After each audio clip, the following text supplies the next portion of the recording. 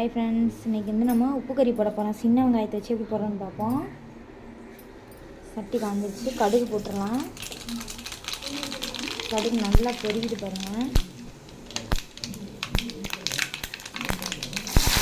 சின்ன வெங்காயம் போட்டுடலாம். இந்த கப்பிட்ட 1 கப் போடுறேன். சின்ன வெங்காயம் மட்டும் டேஸ்ட்டாக இருக்கும். சின்ன வெங்காயம் நல்லா வதங்கட்டும்.